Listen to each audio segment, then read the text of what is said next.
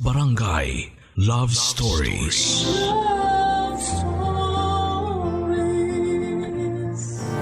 Madalas na nagiging bulag at bingi tayo pagdating sa pag-ibig.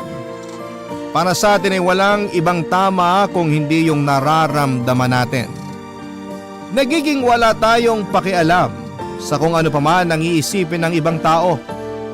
Ikaw kapuso, kaya mo bang tanggapin ang paulit-ulit na pagsisinungaling ng taong mahal mo?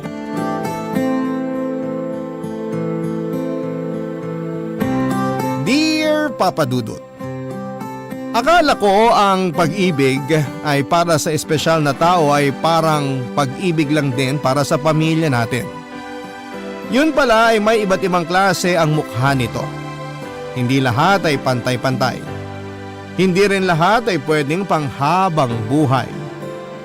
Minsan ay darating tayo sa punto na meron tayong kailangan na bitawan para tunay tayong maging masaya.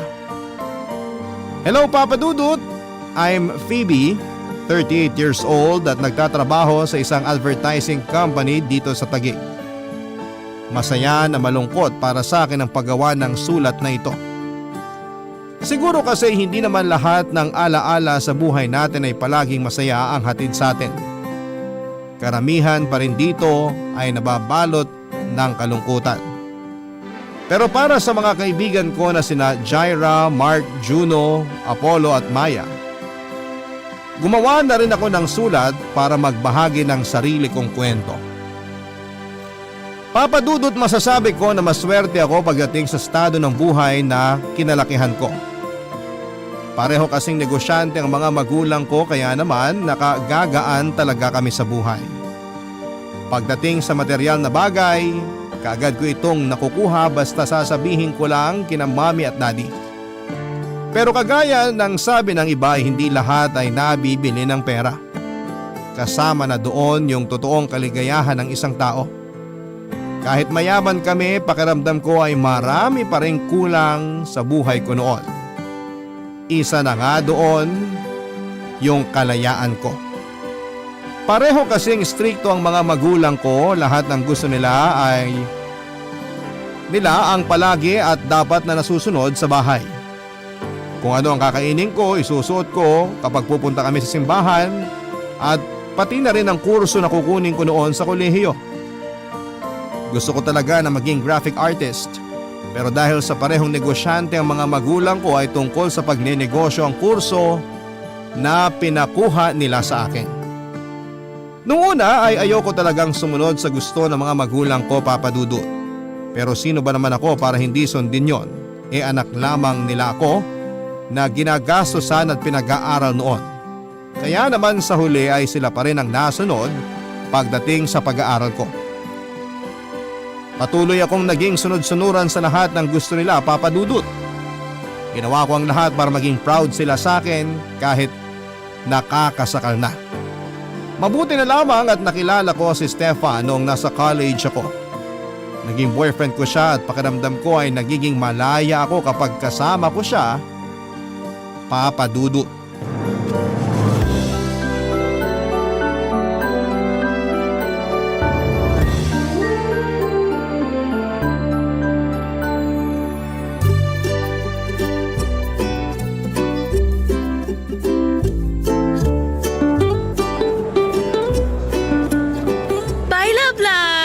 Ingat ka. Good luck sa gig niyo mamaya. Hi, Phoebe! Uy! Jaira!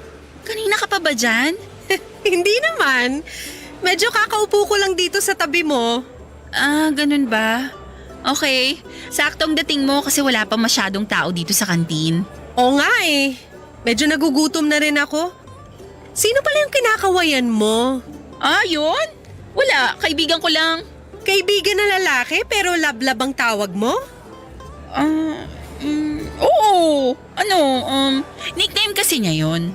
Teka, siya yung vocalist ng banda na palaging tumutugtog dito sa university kapag may event, di ba? Siya nga. Sabi na eh. Kaya pala parang pamilyar siya. So boyfriend mo na yung vocalist na yun? Ha? Hindi oo. Magkaibigan lang kaming dalawa.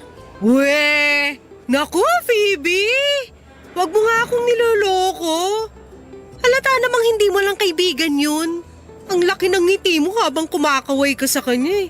Tapos nakita ko nag-flying kiss pa siya sa'yo bago lumabas ng kantin. Ganun talaga siya. Umaming ka na sa akin. Boyfriend mo na talaga yun, no? Huh? Ito naman, puro ha na lang ng ha. Umaming ka na lang kasi. Sige na nga. Mukha namang wala na akong matatago sa'yo. Oo, boyfriend ko na siya. Si Stefan. Sabi na eh. Iba yung mga ngitian mo sa kanya. Tsaka alam mo, napapansin ko rin na madalas na iba yung ngiti mo kapag may kachat ka. Yung ngiting kinikilig. Di naman masyado. Anong hindi masyado? Kita mo nga, namumula na kaagad yung pisngi mo. Oh, Talaga ba? Ano ba yan? Ang bilis namang mamula ng pisngi ko. ang sabihin mo, mabilis ka lang mag-blush dahil dyan sa boyfriend mo. Eh, kilala na ba siya ng parents mo? Ayun na nga eh. Hindi pa alam ni na mommy at daddy ang tungkol sa kanya. Hala, paano yan? Baka mapagalitan ka kapag nalaman nila na may boyfriend ka na. Bakit hindi mo na ipakilala yung si Stefan kay na tito? Jaira, kilala mo naman ang parents ko. Alam mo naman na mahigpit ang mga yun. Ang gusto nila, mag-focus muna ako sa pag-aaral ko habang nandito pa tayo sa college. Dapat sinimulan mo na ring ipakilala si Stefan. Kahit manliligaw mo lang muna. Para naman nakikilatis na siya kahit paano ng parents mo. Nakita mo naman yung itsura ni Stefan, di ba? Oo. Maraming tattoo sa braso, tsaka hikaw sa tenga. Napansin ko yon nang tumugtog sila nung intrams natin. Buti nga okay lang dito sa university natin ng gano'n na maraming tattoo. Ayun na nga pinoproblema ko. Baka kapag nakita pa lang siya ng mommy at daddy ko na ganun ang itsura, na maraming tato, hindi na kaagad siya magustuhan ng parents ko. Alam mo naman sina daddy, masyadong conservative at judgmental. Kaya mas okay na itago ko na lang sa kanila yung tungkol sa amin ni Stefan. Papadudod na kilala ko si Estefan noong acquaintance party sa university. Freshman lang ako noon at isa siya sa mga nag-perform sa stage noong party na yon. May banda kasi siya at talaga namang nag-enjoy akong makinig sa tugtugan nila. Hindi nga ako makapaniwala nang lapitan niya ako ng gabi ding yon at nakipagkilala siya sa akin. Mabilis ang naging mga araw at linggo sa pagitan naming dalawa dahil bago matapos ang first semester ay boyfriend ko na si Stefan. Papadudod kagaya ng sinabi ko kanina, pakiramdam ko ay nagiging malaya ako kapag si Stefan ang kasama ko. Alam niya kasi ang tungkol sa pangarap ko at mga plano sa buhay. At lahat yon ay sinusuportahan niya. Niregaluhan niya pa nga ako ng isang set ng mamahaling lapis na pwede kong gamitin para sa hobby ko na pagguhit. Ang sabi niya kahit hindi ko raw nakuha ang kurso na gusto ko noon ay dapat na hindi ko pa rin kalimutan ang pangarap ko. Yun din kasi ang ginawa niya. Sinunod niya ang mga magulang niya pagdating sa kurso niya sa kolehiyo. Pero hindi niya binitawan ang passion niya sa pagkanta. Pero nang mag-away daw sila ng mga magulang niya dahil sa pagbabanda niya, ay doon na siya nag-decide na umalis sa bahay nila at mag-solo para makapag-focus siya sa pagbabanda. Kaya naman hindi na rin siya nagpatuloy sa pag-aaral pagkatapos ng third year niya sa college. Papadudot naging lihim ang relasyon namin ni Stefan sa mga magulang ko hanggang sa makatapos ako ng pag-aaral. Pero syempre kagaya ng sinasabi ng iba ay walang lihim ang hindi nabubunyag. Dahil nalaman din ng mga magulang ko ang tungkol sa amin ni Stefan, magkakasama kaming naghahapunan noon ni na mommy at daddy nang tanungin ni daddy kung boyfriend ko raw ba ang lalaking kasama ko sa restaurant isang gabi bago ang araw na yon. Hindi na ako nakapag-deny dahil nakita nila na magkahawak kamay kami ni Stefan ng mga oras na yon. Kaya naman kinabukasan ay pinapunta ko si Stefan sa bahay para formal na makilala ng mga magulang ko. Pero kagaya nga ng inaasahan ko ay hindi naging maayos ang pakikitungo nila sa boyfriend ko, Papa Dudut.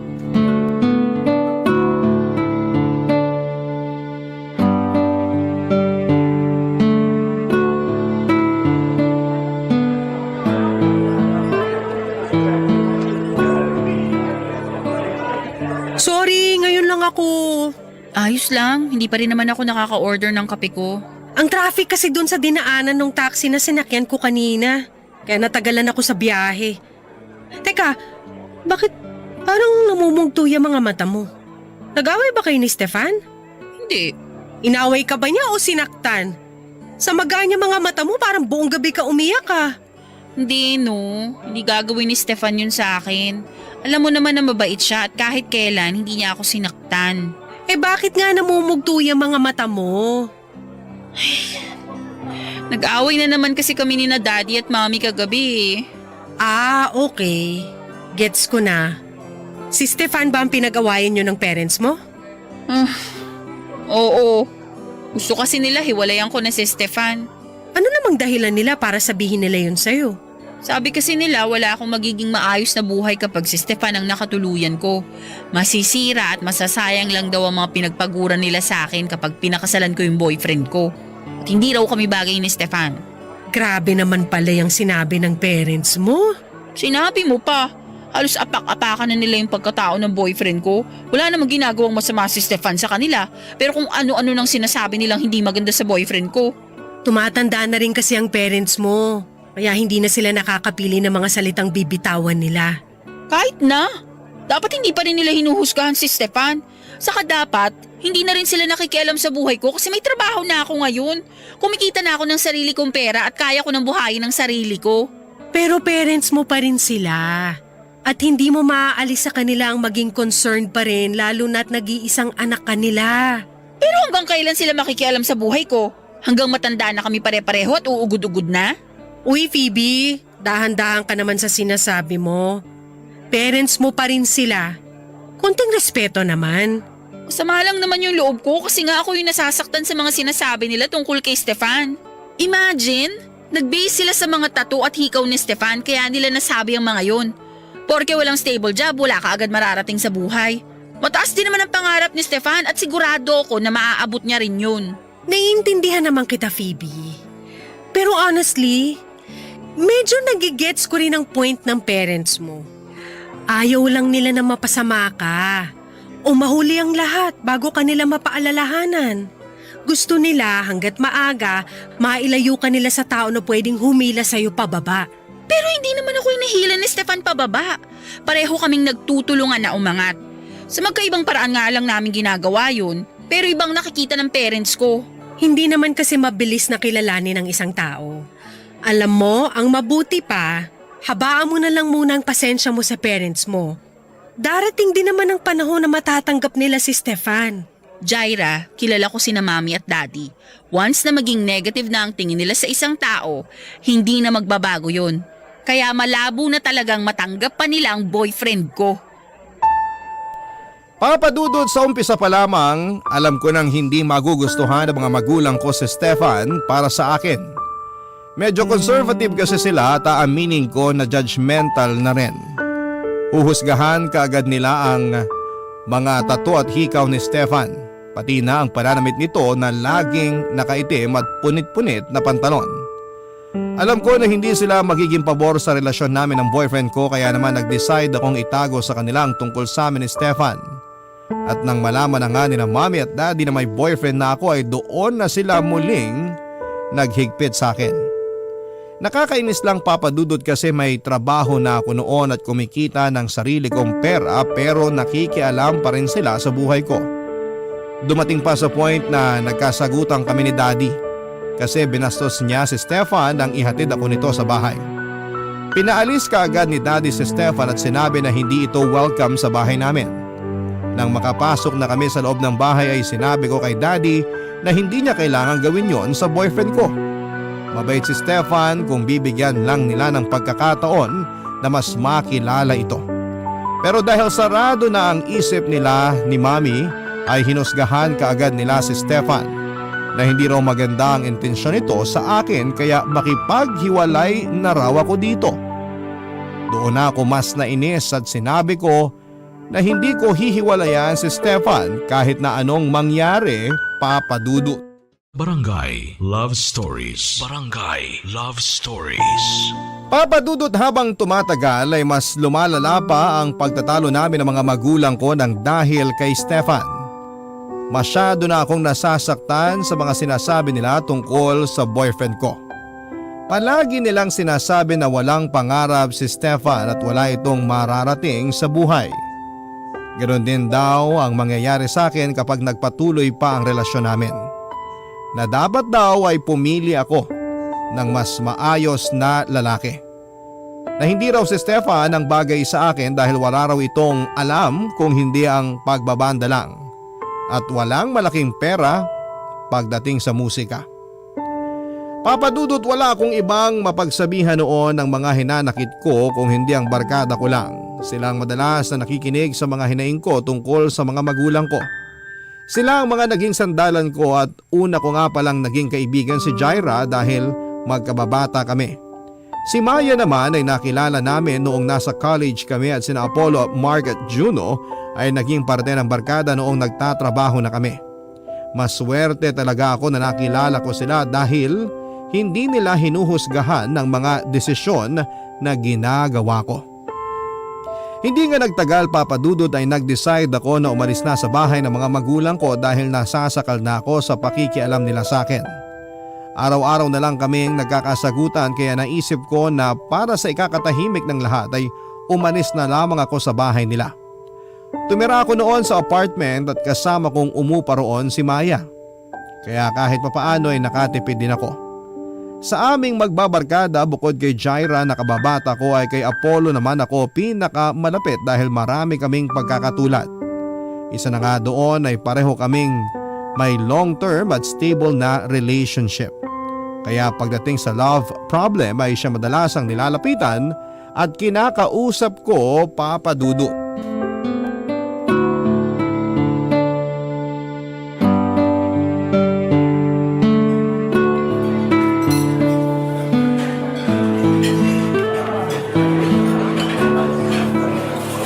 Uy, Apollo, thank you sa paglibre mo sa akin ng lunch ngayon Ayos lang yun.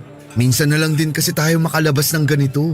Oo nga, ang busy na rin kasi ng ibang barkada natin.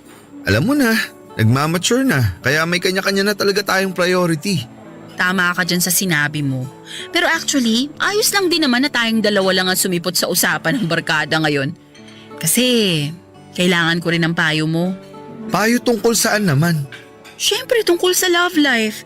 Yun lang naman ang madalas kong kinukonsulta sa'yo Oo nga pala no. Pero ano pa bang advice kailangan mo? Maayos naman na lahat sa'yo. Grabe, hindi naman lahat. Bakit ba ako ang lagi mo naiisip na kausapin tungkol sa love life? Siyempre, kasi pareho tayong may matagal ng karelasyon.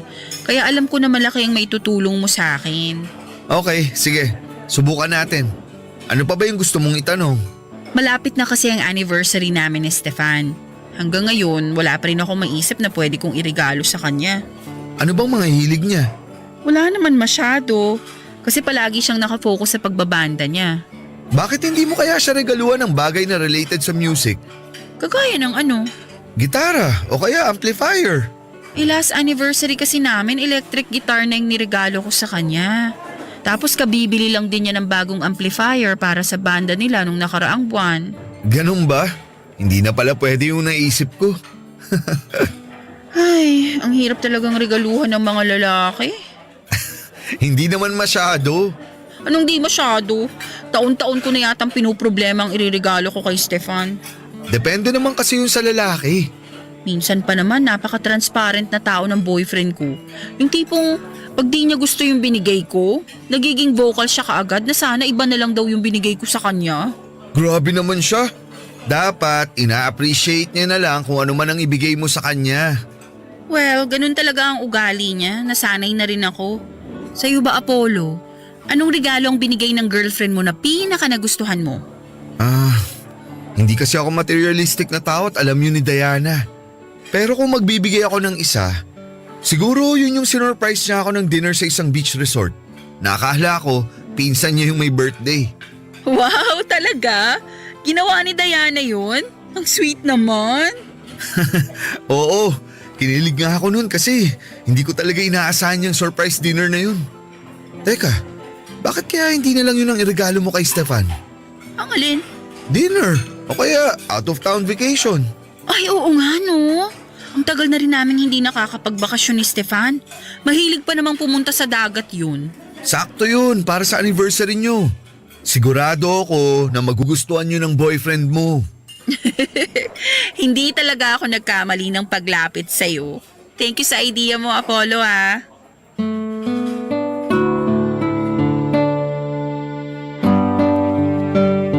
Papadudod sa pag-alis ko sa bahay namin, ang pakiramdam ko ay isa sa mga pinakamaayos na desisyon na ginawa ko sa buhay yon. Doon ko naramdaman yung totoong kalayaan. Yung tipo na wala ng tao ang kumokontrol pa sa mga ginagawa ko. Lahat ng gusto ay nagagawa ko, lalo na lahat ng bagay tungkol sa relasyon namin ni Stefan. Para kong isang ibon na nakawala mula sa matagal ng pagkakakulong sa hawla. Ang sarap pala talagang maging malaya. Ayun nga lang, ang kapalit naman noon ay hindi ko na nakakausap pa ang mga magulang ko. Dahil nang umalis ako sa bahay namin ay sinabi ni Daddy na kakalimutan na raw nila ni Mommy ang lahat tungkol sa akin. Habang tumatagal ay nami-miss ko rin ang mga magulang ko, Papa Dudut. Napapaisip ako minsan kung tama ba talagang naging desisyon ko. Yung hinayaan ko na itakwil nila ako ng dahil lang sa isang lalaki. Tama ba talaga na si Stefan ang pinili ko kesa kina Mommy at Daddy? Na walang ibang hinangad kung hindi ang mapabuti ang buhay ko. May mga oras na napapaiyak na lamang ako noon. Nakakaramdam ng lungkot at pagsisisi.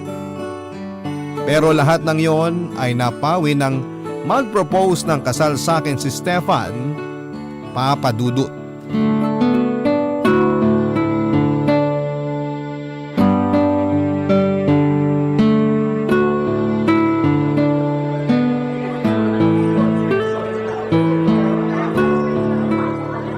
Uy, Apollo.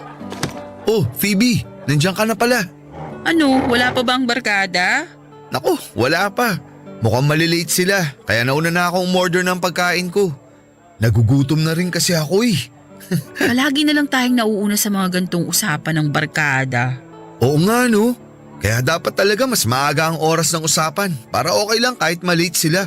Ewan ko ba sa kanila? Masyadong pinapangatawanan ng Filipino time. But anyway, sakto na ikaw lang munang nandito ngayon. Kasi sa'yo ko rin muna gustong ipaalam ang good news na sasabihin ko mamaya sa barkada. Wow! Ano yung good news na yan? Wala ka bang napapansin sa kamay ko? Bagong manicure ka? Sira! Hindi no! Pansinin mo na, dali! Di ka ba nasisilaw? Hindi naman madumi mga kuko mo. Hindi naman pumayat tong kamay mo, pero… Teka, ang ganda nitong singsing mo ah. Wait lang, don't tell me… Tama ang nasa isip mo, Apollo. I'm getting married! Finally! Uy, congrats! Sobrang saya ko para sa'yo. Thank you! Sigurado ako na matutuwa rin ang barkada kapag nalaman nila na engaged ka na. Excited nga rin ako na ikwento sa kanila mamaya kung paano nag-propose si Stefan sa akin eh. Paano nga ba? Ikwento mo na sa akin, dali. Mukhang matagal pa bago dumating barkada natin eh. Nanood kasi ako ng gig nila kagabi. Sabi kasi ni Stefan, huling tugtog na raw nila doon. Kaya in-invite niya ako na manood. Pero hindi naman pala. Kasi yung moment na akala ko i-a-announce na nila na huling tugtog na nila yun doon, magpo-propose pala siya noon. Imagine, ang daming tao ng oras na yun sa venue tapos nakamike pa siya nung tanungin niya ako kung magpapakasal ba ako sa kanya. Ano namang sinagot mo? Syempre sabi ko oo. Kaya nga suot ko tong singsing ngayon, di ba? Akalain mo yun? Marunong din palang magpakilig yan si Stefan. Oo nga eh, nagulat din talaga ako sa pakulo niya na yun. O basta, dapat present ang lahat ng barkada sa araw ng kasal ko ha? Siyempre naman, hindi pwedeng may absent. Pero matanong ko lang, alam na ba to ng parents mo? Ay, hindi pa nga eh. Pero iimbitahan mo naman sila, di ba? Ang totoo, baka hindi na. Ha? Bakit naman? Hindi sila pwedeng mawala sa araw ng kasal mo. Alam mo naman na ayaw nila kay Stefan, di ba? Hanggang ngayon, hindi pa rin nila tanggap ang relasyon naming dalawa. Para sa kanila, mali na si Stefan ang pinili ko na maging boyfriend. Malay mo naman, nagbago na ang tingin nila kay Stefan. Mukhang malabo. Kilala ko sila kaya alam ko na hindi mangyayari yun. Ipaalam mo pa rin sa kanila. Baka kasi gusto rin nilang pumunta sa kasal mo. Apollo, kahit ipaalam ko sa kanila na ikakasal na ako kay Stefan, alam ko naman na hindi rin sila pupunta. Magsasayang lang ako ng oras na kausapin sila. Kaya wag na lang. Isa pa, pamilya ko na rin naman kayong mga kaibigan ko. Pumunta lang kayong lahat sa araw ng kasal ko. Sapat na sa akin yun.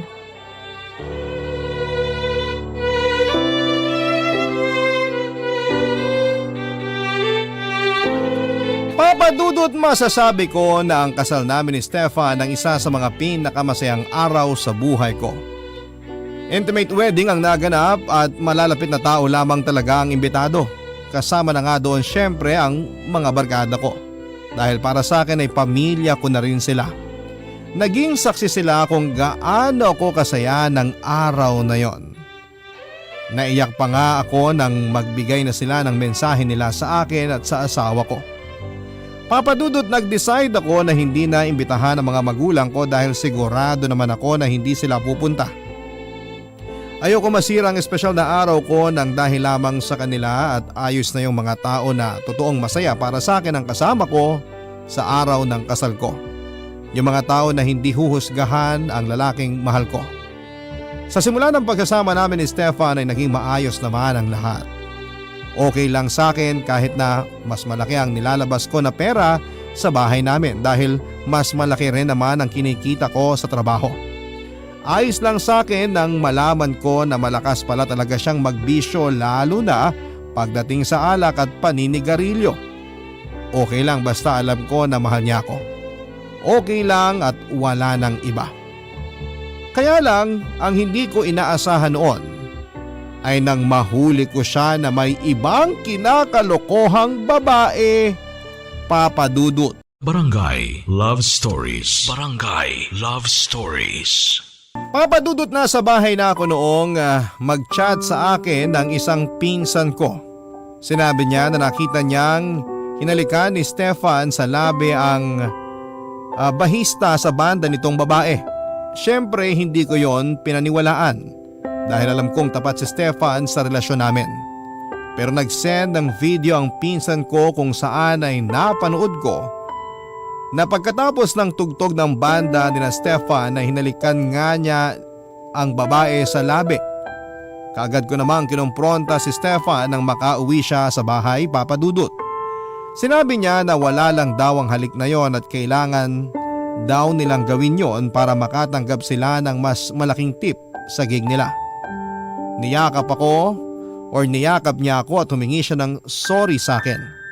Sinabi niya na sana raw ay maniwala ako sa kanya na totoo ang sinasabi niya dahil ako lang daw ang babaeng mamahalin niya. Kahit kailan ay hindi niya ako ipagpapalit sa kahit na sinong babae. Wala na siyang ibang mamahalin kung hindi ako lang. Papadudot tinanggap ko ang sorry at paliwanag ng asawa ko at mahal ko siya at ayoko na magkahiwalay kaming dalawa. Isa pa ay masyado na akong maraming isinakripisyo para sa kanya. Isa na nga doon ay ang mga magulang ko. Ayokong mapahiya sa kanila at isipin nila na tama sila na masisira lamang ang buhay ko nang dahil kay Stefan. Kaya naman pilit ko na lamang na kinalimutan yon para maging maayos ang pagsasama naming mag-asawa. Kaya lang Papadudot nagsimula ko ng maramdaman na parang may mali na sa kinikilos ng asawa ko. Madalas kong napapansin na may kausap siya sa cellphone tapos ay mahina ang boses niya. Naglagay din siya ng bagong password sa cellphone niya na hindi ko alam. Nakakaamoy din ako ng ibang pabangong pambabae sa kanyang damit at kung ano-ano pang mga senyales na may ginagawa siyang kalokohan. Ang pinaka malala sa lahat nang minsan ko siyang puntahan sa resto bar kung saan sila tumutugtog ng banda nila at nakita ko kung gaano sila kasweet ng babaeng yon na kabanda niya. Siya yung babae sa video na sinend sa akin ng pinsan ko. Papadudot, hindi na ako nagpakita noon kay Stefan sa resto bar. Alam ko kasi na mag-aaway lamang kaming dalawa. Inisip ko na lamang na trabaho lang talaga ang ginagawa ng asawa ko. Inayaan ko siya sa lahat ng ginagawa niya kahit alam kong may mali na. Pero habang tumatagal ay lumalala lang ang lahat. Nagsimula na akong maguluhan sa nararamdaman ko. At sa kung ano nga ba ang dapat kong gawin at ng mga panahong yon, ang mga kaibigan kong sina Juno at Jaira ang naisipan kong lapitan at kwentuhan, Papa Dudut.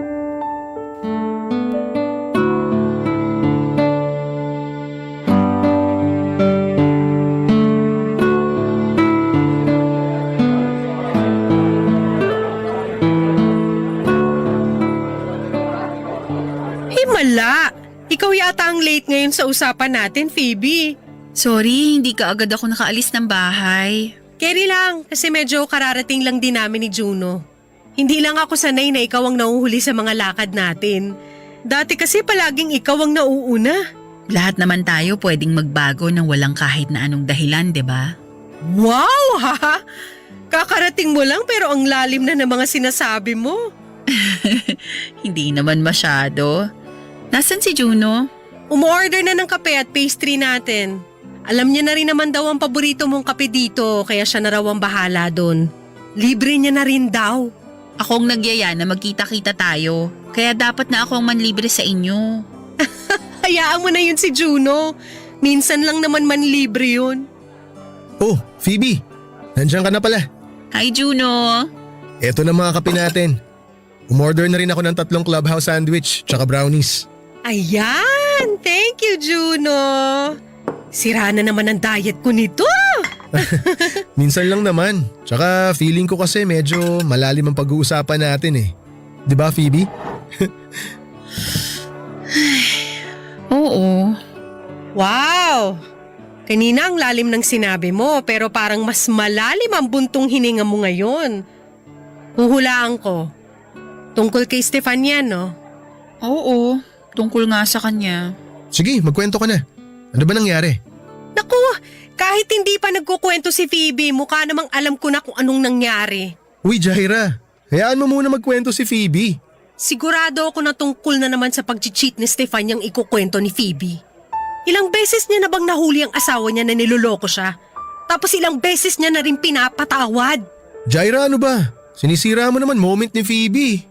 Hayaan mo na siya, Juno. Tama naman si Jaira sa sinabi niya eh. Tungkol pa rin sa ginagawang pambababae ni Stefan ang gusto kong sabihin sa inyo. Kagabi nakita ko mismo kung gaano ka-sweet si Stefan at yung kabanda niya na babae. Palagi silang magkayakap pagkatapos ng kada kanta nila sa stage. Tapos may isang beses pa na nag-kiss silang dalawa. Grabe, Phoebe! Eh di sinugod mo silang dalawa. Hindi. Ano? Ni hindi mo man lang nabigyan ng mag-asawang sampal yung haliparot na babae na yun? Dapat sinabunutan mo kaagad tapos kinaladkad mo palabas na makilala niya kung sinong kinakalaban niya. Ano ka ba naman? Masyado ka namang pabebe. Uy, Jaira. Kalma lang. Kailangan ni Phoebe ng maayos na payo natin. Kaya kalmahan mo lang. Hey, sorry. Naiinis lang ako na masyado niyang hinahayaan na maging kawawa ang sarili niya. Alam naman kasi ni Phoebe kung anong dapat niyang gawin eh, pero hindi niya namang ginagawa. Mahal ko kasi si Stefan kaya hindi ko kayang makipaghiwalay sa kanya. Mahal mo siya kahit ilang beses ka na niyang niloko? Oo. Sigurado ka? Juno, hindi naman ako mag-i-stay sa isang relasyon na nasasaktan na ako kung hindi ko siya mahal. Alam mo, Phoebe, sa tingin ko hindi na pagmamahal yung nagpapastay sa'yo sa relasyon niyo ng asawa mo eh. Anong ibig mong sabihin? Feeling ko, kaya hindi mo maiwan si Stefan kahit na alam mo na niloloko ka niya kasi masyadong mataas yung pride mo. Ayaw mong aminin na tama ang parents mo. Ayaw mong malaman nila na mali talaga ang lalaking pinili mo na makasama. Subukan mong pakiramdaman yung sarili mo kung pagmamahal pa rin ba yung nararamdaman mo para sa asawa mo. Baka kasi nangihinayang ka na lang din sa ilang taon na na-invest mo sa relasyon yun ni Stefan. Tsaka Phoebe, minsan subukan mo rin na piliin ang sarili mo. Huwag mo masyado ibigay sa ibang tao ang pagmamahal mo na meron ka dyan sa puso. Magtira ka naman ng para sa sarili mo. Tama si Jaira. Hindi dapat puro ibang tao ang nasa isip mo. Dapat, huwag mo ring kalimutan na mahalin ang sarili mo. Hindi mo deserve na masaktan ng paulit-ulit. Hindi mo deserve na may kahati sa puso ng asawa mo. Pag-isipan mong mabuti ang mga desisyon na gagawin mo. Pero sana, sa pagkakataon na to, huwag ibang tao ang isipin mo. Unahin mo ang sarili mo.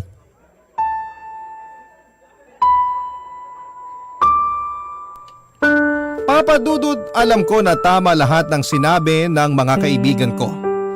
Dapat talaga ay hindi ko hinayaan na lokohin ako ni Stefan. Halos harap-harapan na nga ang ginagawa niyang kasalanan pero hinahayaan ko lamang siya. Patuloy siya sa ginagawa niya dahil alam niya na hindi ko siya iiwanan dahil mahal ko siya. Gusto ko na rin talaga siyang iwanan pero sa huli mas pinili ko ang manatili sa relasyon naming dalawa. Papa Dudut, kinausap ko noon ang asawa ko at sinabi ko ang lahat ng mga napapansin kong mali sa ginagawa niya. Ang sabi ko ay gusto ko ng maayos na relasyon at ayoko na may iba akong kahati sa puso niya. Kaya lang sinabi niya na wala naman daw talaga siyang mali na ginagawa. Masyado lang daw akong praning at mabilis maniwala sa mga sinasabi ng ibang tao. Sinabi pa nga niya na kagaya lang din daw ako ng mga magulang ko na mapanghusga at mababa ang tingin sa kanya. Papadudod sa ilang taon na relasyon namin ni Stefan kasama na yung hindi pa kami kasal ay pinilit kong intindihin ang sitwasyon niya. Pinilit ko siyang ipaglaban sa mga taong ayaw sa kanya para sa akin. Pinilit kong intindihin lahat ng mga negatibong bagay na tungkol sa kanya. Ginawa ko yon dahil mahal na mahal ko siya at ayokong mawala siya sa buhay ko. Pero lahat ng pag-intindi sa taong hindi naman tayo na-appreciate ay palaging may hangganan. Lahat ng pagmamahal na hindi nasusuklian ay nakakapagod. Kaya naman dumating ako sa isang desisyon na kahit na hindi ako sigurado ay kailangan kong gawin para sa sarili ko. At naging buo ang desisyon ko na yon. Nang pumunta ako sa lugar kung saan ay magkikita-kita kami ng mga barkada ko. Grabe, tagal naman ni Phoebe. Ay nako, sinabi mo pa Mark. Baka hindi na nga dumating yon kasi kanina pa siya nag-text na on the way pero wala pa rin siya hanggang ngayon. Ano kaya kung ibaon mo na yung mga time capsule, Juno? Magandang idea yung sinabi mo, Maya. Kasi mukhang wala na talagang Phoebe na darating. Teka lang, bigyan pa natin ng ilang minuto. Sayang naman kung hindi tayo kumpleto sa pagbaon nitong time capsule. Uy guys, sorry sobrang late ako. Sa wakas, dumating ka na rin. Grabe, ang tagal mo, Phoebe. Nakapagyosi na kamit lahat. Ang dami na naming napagkwentuhan ni Mark kanina. Wala ka pa rin. Kala nga namin hindi ka na darating eh. Sorry, may pinuntahan pa kasi ako kanina. Saka medyo nahirapan din akong hanapin tong bakanting lote na to. Teka, ano bang meron at kumpletong barkada ngayon?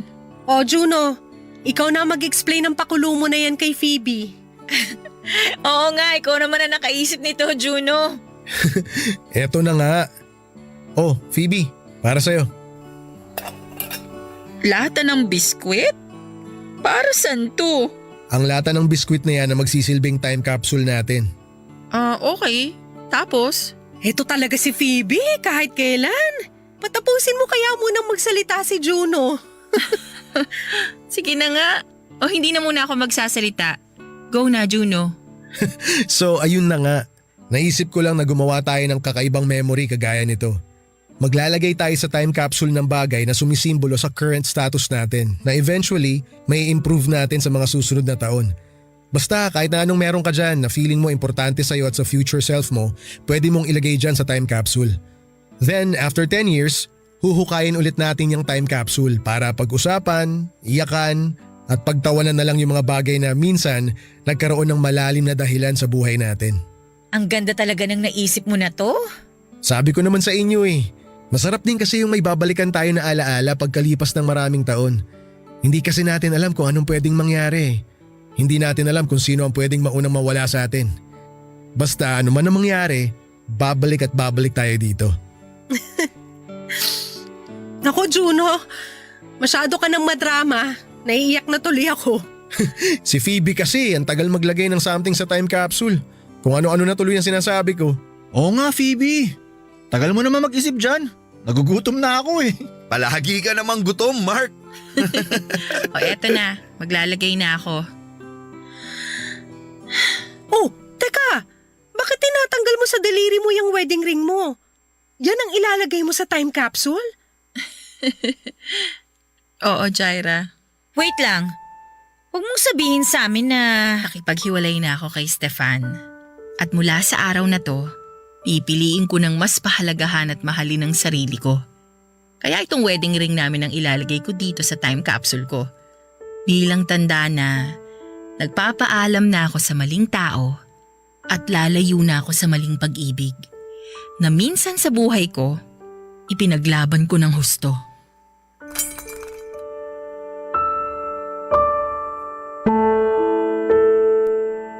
Papadudot, bago ako pumunta sa usapan namin ng barkada ay pinuntahan ko muna si Stefan sa rehearsal studio kung saan ay alam kong nagpa-practice sila ng ganong oras. Naabutan ko pa silang hindi naman nagre-rehearse at nagiinuman lamang ng alak sa may loob mismo ng studio. At nakita ko rin noon na nakakandong pa ang babaeng kabanda ng asawa ko. Hindi po ako nagwala noon. Hindi ko sila nilapitan, hindi ko sila inaway. Nang makita nila ako ay kaagad namang umalis mula sa pagkakakandong yung babae sa asawa kong si Stefan at si Stefan naman ang lumapit sa akin. Papadudod, pinilit ko talaga na maging kalmado ng mga oras na yon. Dahil sa totoo lang ay gusto ko nang magwala sa galit at maiyak sa tindi ng sakit na nararamdaman ko. Pero kinausap ko pa rin ng malumanay ang asawa ko sa labas ng rehearsal studio at doon ay sinabi ko sa kanya na tinatapos ko na ang lahat sa aming dalawa. Sumusuko na ako sa relasyon namin at oras na para palayain ko siya. Nagulat si Stefan sa mga sinabi ko at nakiusap siya na huwag kong gawin yon. Sinisigurado raw niya na walang kahit na anong namamagitan sa kanila ng kabanda niya. Sinabi pa nga niya na iyaharap niya sa akin yung babae at pareho silang magpapaliwanag na walang kahit na anong espesyal na namamagitan sa kanila. Pero sumagot ako na hindi na nila kailangan na gawin yon. Sapat na yung mga panahon na nagbulag-bulagan at nagbingi-bingihan ako sa mga ginagawa niyang pananakit sa akin emotionally and mentally. Nang maibaon na ni Juno ang time capsule ay nagpaalam na kami sa isa't isa, Papadudut. Pero kumain muna kami sa labas ni Maya at Jaira. Ikinuwento ko sa kanila kung paano ko pinalaya ang sarili ko mula sa isang relasyon na ako na lamang ang nagmamahal. Nagpasalamat din ako sa kanila dahil naging malaking tulong ang payo nila sa akin ng mga kaibigan ko para malaman ko kung ano at sino ang dapat kong piliin. Sila ang nagbigay ng linaw sa isipan ko na hindi ko dapat hinahayaan ang ibang tao na gamitin, manipulahin o saktan ako. Papadudot, lumaki ako sa isang magaan na pamumuhay pero mula na ang bata pa lamang ako ay palagi ko nang pinupunan ng malalaking expectation ng mga magulang ko sa akin. At nang tumanda naman ako, ang pangangailangan naman ng lalaking mahal ko ang palagi kong ibinibigay. This time ay sarili ko naman ang pagbibigyan ko na maging malaya at masaya. Hindi ko na iaasa pa sa ibang tao ang kaligayahan ko. Papadudot, dala ang mga mahahalagang gamit ko ay umalis na ako sa bahay ni Stefan at umuwi na sa bahay ng mga magulang ko. Binaba ko na po ang pride ko at humingi ako ng tawad kina Mommy at Daddy. Inamin ko ang naging pagkakamali ko bilang anak nila. Pero sinabi ko rin sa kanila ang hinaing ko mula noong bata pa lamang ako. Na lumaki ako na palaging sinusunod ang lahat ng gusto nila. Pati na ang totoo kong pangarap at gusto kong gawin sa buhay. Sinabi ko rin sa kanila at doon namin mas naunawaan ang isa't isa. Papadudot, ngayon ay sa isang advertising company po ako nagtatrabaho bilang graphic artist na matagal ko ng pangarap. Ongoing na rin ang proseso ng annulment namin ni Stefan. At masasabi ko na masaya na talaga ako sa buhay ko kasama ang live-in partner at 2 anak namin. Parte talaga ng buhay ang mga maling desisyon na nagagawa natin. Ang mahalaga, Alam natin kung paano ito ay tama bago pa mahuli ang lahat. Hanggang dito na lamang po ang aking sulat, ang inyong forever kapuso at kabarangay, Phoebe. Barangay Love Stories.